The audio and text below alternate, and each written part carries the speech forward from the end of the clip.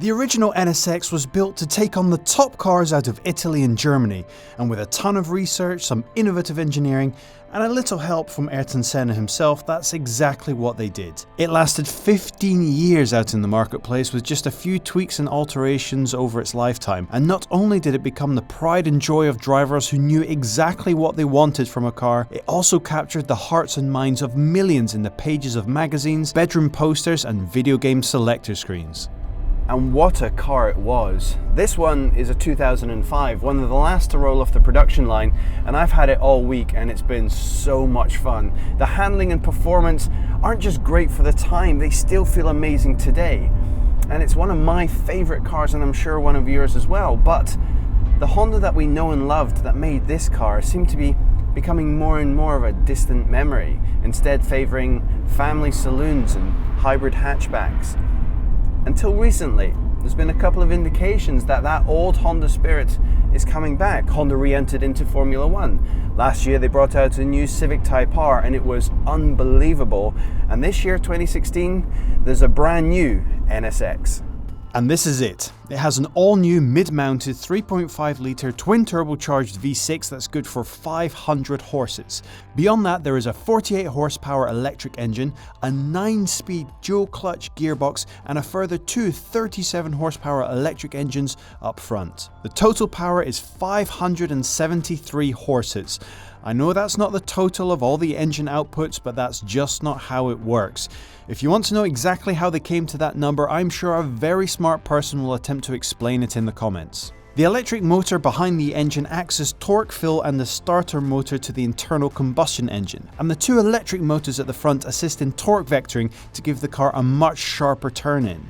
Now, if that kind of combination of electric motors and internal combustion engine sounds familiar, well, you'd be right. That's what the current top crop of hypercars are currently duking it out over to see who's best.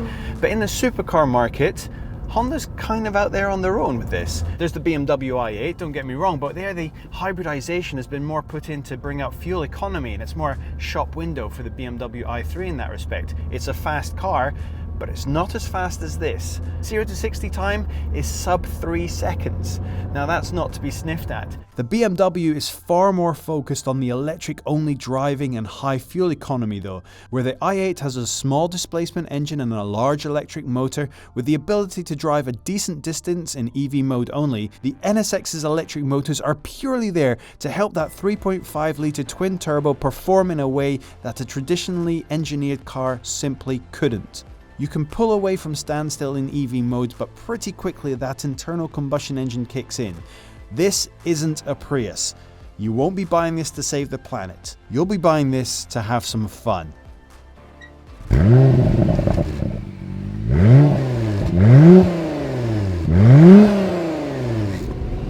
Now, it's all well and good, the NSX having this wonderfully advanced drivetrain, and we appreciate all the technology and research that's going into making all of them work in harmony, but really, how does that translate to the driving experience out on the road?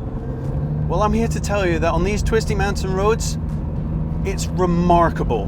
Those two electric motors over those front wheels allow the torque vectoring to be so instantaneous, so precise, that this car can dip into a corner and grip and pull you around in a way that's different to any other car I've driven, but at the same time doesn't feel artificial. And that is a remarkable thing considering how much is actually going on when I turn into this corner and how quickly I can get back on the power, that it doesn't feel fake, that it doesn't feel otherworldly, too futuristic for its own good. Now, what's even more remarkable than the steering is the brakes. Or rather, it's what's unremarkable about them, because they feel so analog that you forget how much technology is between your foot and the wheels. When I push the pedal, it feels like I'm pushing a really old school brake where everything between my foot and the wheels is mechanically connected, but they are completely disconnected. The really clever part is that the mechanical pressure that I'm feeling under the pedal is being electronically managed based on what it thinks I want it to feel like. And it feels exactly how I want it to feel. But what's more, because that pressure under my foot is being electronically managed, it offsets for anything else that is causing the brakes to react differently. difference in temperature, any kind of fade of any kind, any atmospheric conditions. So whenever I press the pedal a set amount, I always get the same result back. That is amazing. That is how this kind of technology really should work, and one of the most interesting innovations in this car. Now, if I had to mark the NSX down on anything, it would be the cabin. And don't get me wrong, it's a great looking cabin, but it is still a Honda, and that shines through. Some of the touchable materials feel a little bit cheap for a car that costs as much as an Audi R8. And the infotainment system is not quite becoming of something in this price bracket. And the one thing that is the most heinous is the feel of these paddles and the sound they make. I wouldn't even like my bathroom light switch to sound like that. But when you're hooning around mountain roads and you put your foot down and that's the worst thing you can think of, then that is something I can live with.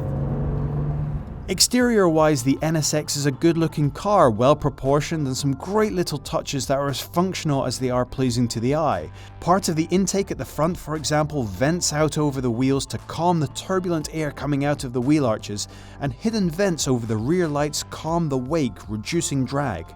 All amazing touches that do their job amazingly well, but the entire package doesn't feel as unique in the marketplace as its predecessor. It's hard to see how someone would pick this for their bedroom wall over a lot of other cars out there right now. Largely though, you're going to forget all about that as soon as you put your foot down. The large windscreen, much like its predecessor, gives you an incredible view, and some amazing metallurgy has allowed the A-pillars to be extra thin, giving you spectacular vistas of the road ahead. And that road is going to be coming at you pretty quickly.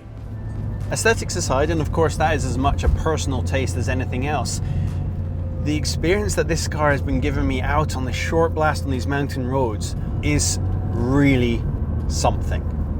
But windy mountain roads aside, there is only one place where you can take a car like this to fully experience everything it has to offer, and we've said it before and I'll say it again, it's time to hit the track.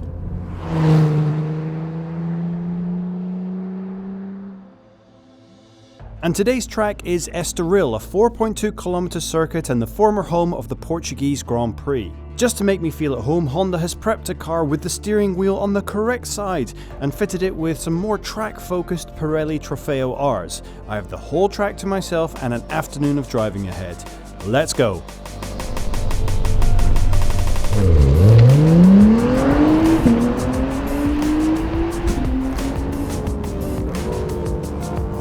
What's remarkable is just how confident I immediately feel to really push this car quite a lot. I've done a lot of track days and in a lot of fast cars, and quite often it takes a while for me to get warmed up to the track, get warmed up to the car, to really know where the limits are. And although I'm still far beyond the absolute limits of what this car can take, by a long shot, I have no qualms in absolutely nailing the throttle and hitting these corners pretty damn quickly. You can get on the power so much earlier coming out of a corner than you feel you should. And the brakes, they are good. And this is the great thing, they feel so natural, they feel so real. All these electric motors, all these technologies, all these advancements, they're here to make you go faster. They're not here to hold you back. They're not here to stop you doing what you want to do. They're here so you can have fun. I should, in all honesty, be shifting myself. But as we explored earlier, I'm not a huge fan of the feel of these pedals. And the 9-speed DCT this thing has is amazing. It just does the trick so well. Doesn't matter how many toys they've added, doesn't matter how advanced this is, and this thing is Hypercar advanced. You can still get in and drive it like you could drive any old school, naturally aspirated supercar from years gone by and get exactly the same kind of thing out of it. Just nail it up to your braking point. Hard on the brakes. They feel so good. And I think I can in all honesty say I have never driven a track in as much anger, with as much freedom. And here's a token of faith that Honda has in their car. They just handed me the keys And they're letting me crack on with it. That's a fun one to get the back out. Straight lines are overrated. I'm not wrestling with the car. I'm not exerting so much mental effort trying to second guess the car, figure out how it's going to respond, because I know how it's going to respond. I know that when I nail the brakes here, the car is going to slow down absolutely predictably. And that's not because I'm amazing.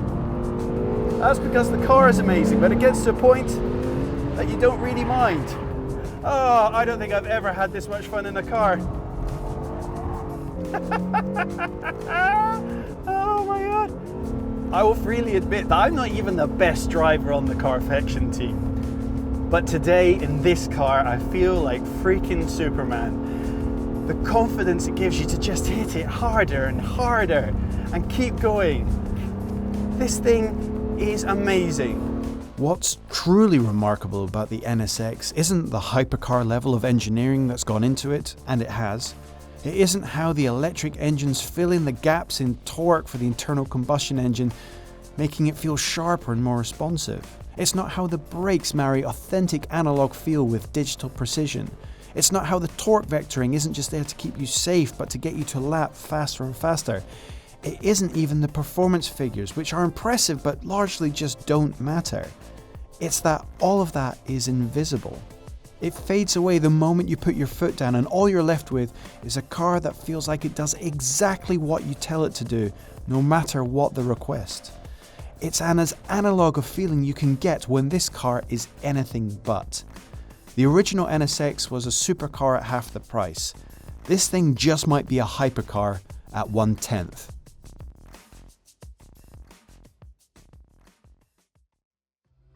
So send